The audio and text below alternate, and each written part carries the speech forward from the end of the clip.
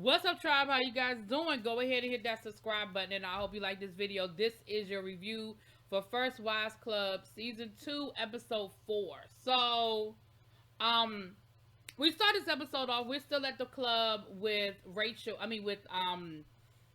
Hazel, and she realizes that that voice she hears in that singer is somebody that she knows pretty well. Her name is Regina Crawl, excuse me, and they actually used to be writing partners together. And she said they wrote a song for a soundtrack for a movie back in the day. It was very successful. They won a Grammy, but after that, she said Regina became very impossible to work with, and she just kind of had to walk away.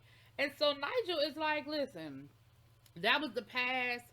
Y'all are here. Maybe fate brought y'all back together. Why don't you talk to her? And she's like, you know what? Fine. I'll talk to her. No problem.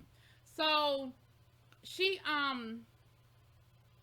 goes to talk to her. And of course, Regina got an attitude. And she's just like, girl, what you want? Like, and she said, well, it's good to see you. It's nice to see you. And she was like, look, let's not do that. Let's not pretend like you are any happier to see me than I am to see you. Like, we can cut all through that. And, Hazel was like, well, girl, like, I tried, to be pleasant. And she said, listen, walking away from you was the best thing that ever happened to me. And she was like, walk away from you. I walked away from you because you became impossible. And she said, no, because you became a sellout to the industry. And she said, well, if listening to people who were more knowledgeable is a sellout, then that's what I'll be. Because clearly your way worked for you. And she's like, you were singing in a rooftop lounge for somebody's birthday. Like, clearly this worked out for you. And that was pretty much the end of that conversation.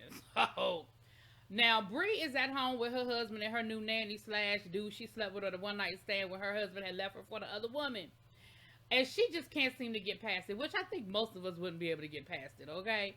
Her husband wants to make the nanny permanent because, of course, he's perfect. Like, he's doing everything right. He got the kids' lunches. He's making breakfast. But, of course,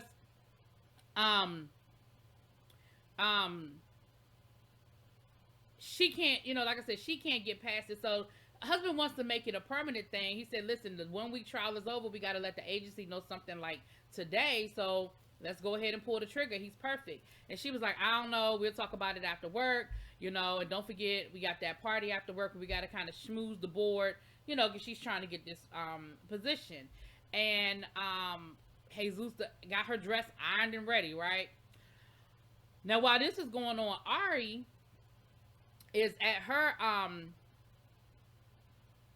she's still in LA, and, her husband is still, on the East Coast, and he got this new assistant that, Ari's side-eyeing, but I don't think she's totally nervous about it yet, but she's definitely side-eyeing, because like you said, she recommended her for the job, but the last time she saw the little girl, she was in high school, she was chubby, and, hitting puberty, and now she's skinny, and got her braces off, and, giving her husband advice on what shirt to wear. So her husband is doing this Facebook Live, situation for his campaign, and of course he ended up wearing the shirt, not the shirt that Ari recommended, but the shirt that the assistant recommended, because of course she's more in tune with the young folk.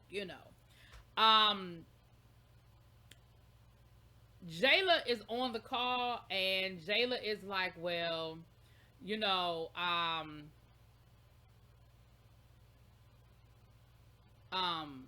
I don't know about this. You better keep an eye on what's going on down there in, New York with your husband, okay? But he's killing the whole Facebook Live. He's got a great crowd. People are paying attention, and they are in the, chat talking about how handsome he is and how fine he is. And Jayla is like, girl, you better get on the first day smoking and get your happy ass back here to New York, okay? Now, Jayla gets off the call, and here comes Essence coming through there acting a fool. Because she done been all on the Facebook, and she been checking the pictures of the girlfriend, and the girlfriend is her soon-to-be ex-husband's new girlfriend is posting pictures of her kids on Facebook, and she was like, I need you to put a cease and desist and all of that. And Jayla was like, girl, I thought we had this conversation last week. You let me handle what I need to handle, okay? Don't be sitting here trying to tell me. I just need you to stay the hell off of Facebook, stay out of people's comments, and don't you say nothing. I got it covered. She's not doing anything wrong. It's not illegal. It's not a violation. She can post those pictures on her social media. Like, If he's giving her permission, those are his kids too. Until the judge decides otherwise, leave it alone. Now back at the at the record label, Hazel's assistant is stressing to her that she needs to get an artist and get an artist soon, or all of them are gonna be out of a job. And Hazel is being her normal flighty, well, I'm find somebody when I find somebody self. Nigel is in the background talking about, well, we heard a voice last night, and Hazel need to go ahead and sign that person. And so her assistant is like, whoa, whoa, whoa, like, who is this angel? And Hazel was like, well, don't worry about it, because she's never going to do it anyway. And he was like, okay, but you need to convince her to do it. Like, I don't think you understand that the level of urgency that we are in right now with this situation. Like, you acting like this could be over in a minute, and I'm trying to tell you that this absolutely could be a problem. So he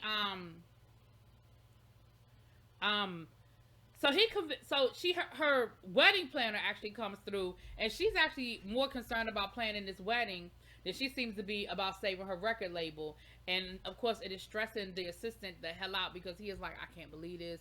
Like, this chick is really playing games right now. And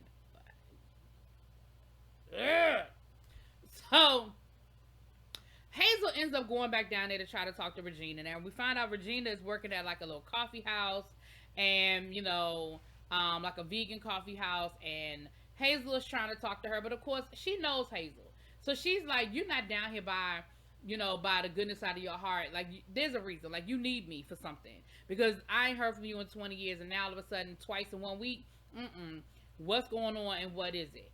And so Hazel is like, girl, listen, okay, fine. Like, I have a record label. I would love for you to sign with us. It's all about girl power. It's called Ladies First. And Regina ain't falling for it. She was like, girl, you must need me. Like, your record label must be in trouble for you to be down here begging me, okay? And of course, it ended up being another damn fight that Hazel ended up walking out of the coffee house, right?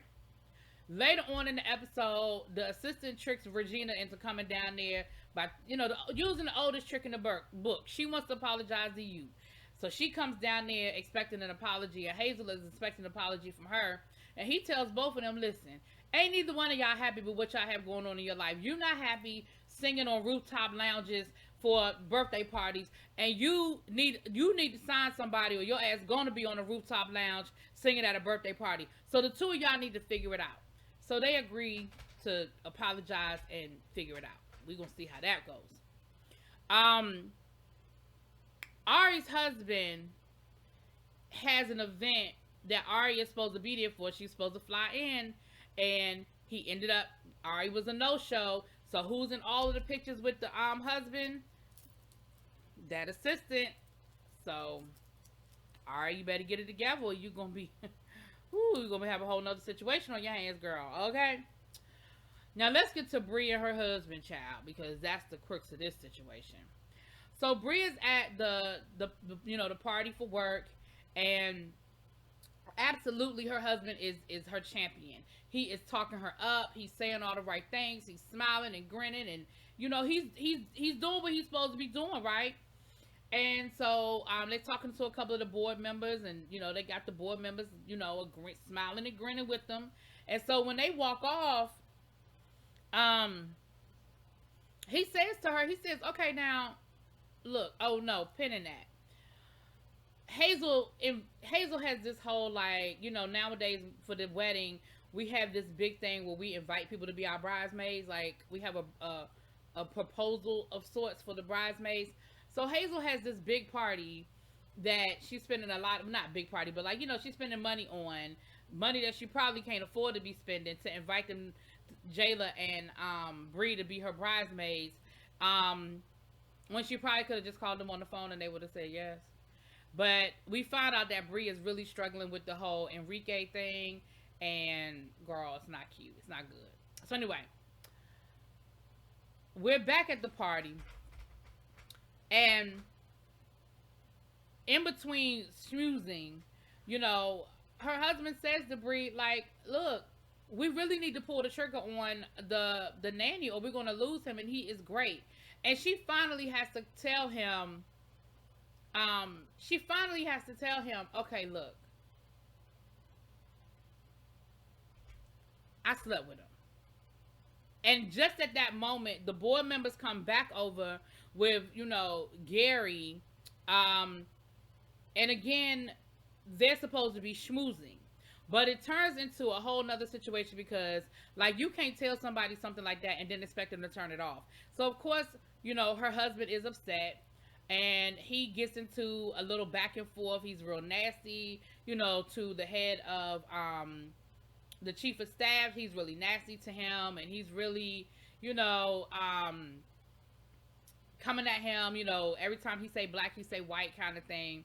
And finally, they end up outside, and of course, Bree is upset and embarrassed, and Darren is upset and embarrassed. And they get to having a conversation about it. And she was like, listen, let me explain something. Like, yes, it happened. I'm sorry I didn't tell you about it at first. But let's be clear. It happened while we were actually separated because you had left me for a woman you started having an affair with while we were still married. So this is what I need you to do. I need you to suck it up, Buttercup. And I need you to deal with it. Because just like I had to suck it up and I had to forgive you and I had to deal with the fact that you had a whole affair on me, I'm going to need you to do the same thing now. So get it together. Do whatever it is that you need to do. And let's do it. Because you embarrassed me. And you may have cost me an opportunity that I think I kind of wanted. Ooh, we're going to see how that work out. That was pretty much the episode, though. Y'all let me know what y'all think. Drop it in the comments. Peace.